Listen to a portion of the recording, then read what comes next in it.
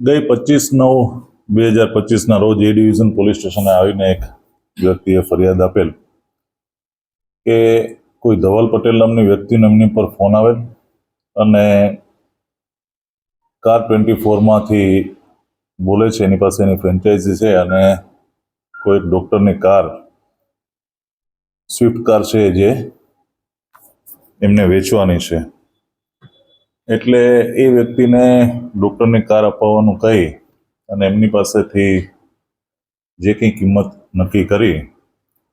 2.25 લાખ જેવા રૂપિયા આંગળીયામાં ટ્રાન્સફર કરાવી અને પછી પોતાનો ફોન એ વ્યક્તિએ ધવલ પટેલ કરીને જે હતો એને ફોન સ્વિચ ઓફ કરી દીધેલો. એટલે જે ફરિયાદી છે એમને લાગ્યું કે મારી સાથે છેતરપિંડી થઈ છે. એમણે એ ડિવિઝન પોલીસ સ્ટેશન આવીને ફરિયાદ આપી. પોલીસે BNSની 316(2) 318(4) મુજબ ગુનો દાખલ કરી અને એ ડિવિઝન PI પરમાર અને એમના પોલીસ સ્ટાફના માણસો ભદ્રેશભાઈ અબડા, કારેથા કિમાનંદભાઈ, નરેન્દ્રભાઈ, ડીવાયએસપી ઓફિસના કમલેશભાઈ, ટેકનિકલ સેલના દિવ્યેશભાઈ, આ બધાએ એક ટીમ બનાવી અને હ્યુમન અને ટેકનિકલ સર્વેલન્સથી તપાસ ચાલુ કરી. એ દરમિયાન આ વ્યક્તિ મહારાષ્ટ્ર તરફ હોય એવા તપાસ દરમિયાન અમને ધ્યાન પર આવતા એક ટીમ અહીંથી રવાના કરી અને એ ટીમ દ્વારા આ જે વ્યક્તિ જે છેતરપિંડી કરનાર છે, વ્યક્તિ જેણે પોતાનું નામ ધવલ પટેલ આપેલું, એ વ્યક્તિને ત્યાંથી હસ્તગત કરેલ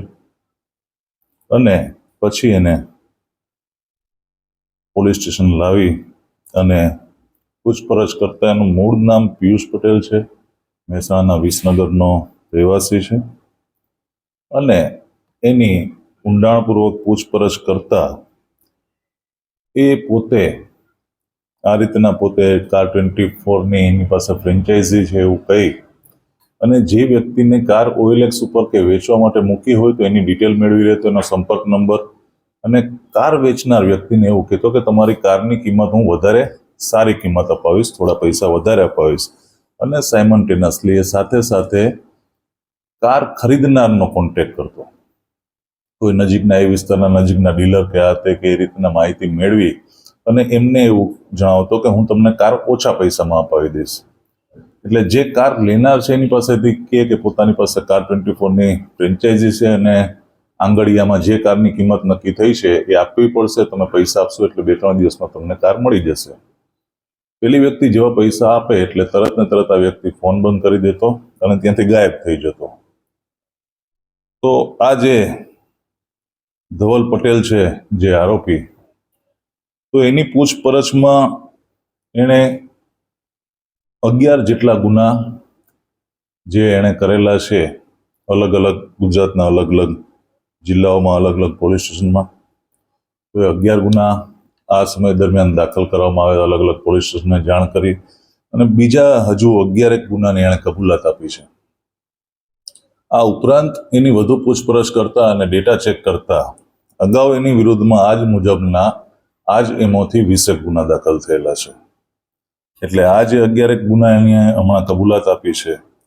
એ લગભગ 70-72 લાખ જેટલા રૂપિયાની અલગ અલગ વ્યક્તિઓ પાસેથી છેતરપિંડી કરી છે અને આની પાસેથી મોબાઈલ, અલગ અલગ સિમ કાર્ડ, બેંકની પાસબુક વગેરે વસ્તુ પોલીસે તપાસના કામે કબજે લીધી છે. હાલ વધુ પૂછપરછ ચાલુ છે. જાણવા મળ્યું છે અલગ અલગ સિમ કાર્ડ અને અલગ અલગ નામ, ક્યાંક પિયુષ પટેલ, ક્યાંક અર્પિત પટેલ, હાર્દિક પટેલ, સંજય, રાજેન્દ્ર પંચાલ જેવા અલગ અલગ નામ ધારણ કરીને આ વ્યક્તિ વાત કરતો અને ગાડી વેચનારને વધુ કિંમત અપાવી દેવા માટે અને લેનારને ઓછી કિંમતે ગાડી અપાવી અને લેનાર પાસેથી જે પૈસાનું આંગળીયું કરાવીને ફોન બંધ કરીને ત્યાંથી રફુચક્કર થઈ ગયો. જૂનાગઢમાં કેટલા લોકો હજુ એક એની પાસેથી જે અત્યારે પ્રાથમિક માહિતી મળી છે એ મુજબ અત્યારે તો 11 અલગ અલગ જગ્યાએ ગુના દાખલ કરાયા છે. જૂનાગઢમાં હાલમાં 2 કે 3 ગુના અત્યારે ધ્યાન ઉપર આવ્યા છે અને એ તમામમાં હજુ બધા ગુના ખુલ્લે પૂછપરછમાં, તો એ પ્રમાણે બીજી જગ્યાએ પણ ગુના દાખલ કરવામાં આવશે. બેંક ખાતાની અત્યારે પ્રાથમિક ડિટેલ મળી છે અને બેંક ખાતામાં શું શું એને ટ્રાન્ઝેક્શન થયા છે, આ છે તે છે, બધી વસ્તુઓ તપાસમાં આવરી લઈશું. સર આની સાથે બીજા કોઈ ઇન્વોલ્વમેન્ટ કરું, કોઈ એજન્ટ કે પ્રાથમિક તબક્કે તો હજી આની પૂછપરછ દરમિયાન આટલી વિગત મળી છે. એની સાથે દરેક ફ્રોડમાં ક્યાંક ને ક્યાંક કોઈ વ્યક્તિ સામેલ હશે તો એનું પણ ગુનાના કામે એની વિરુદ્ધ પણ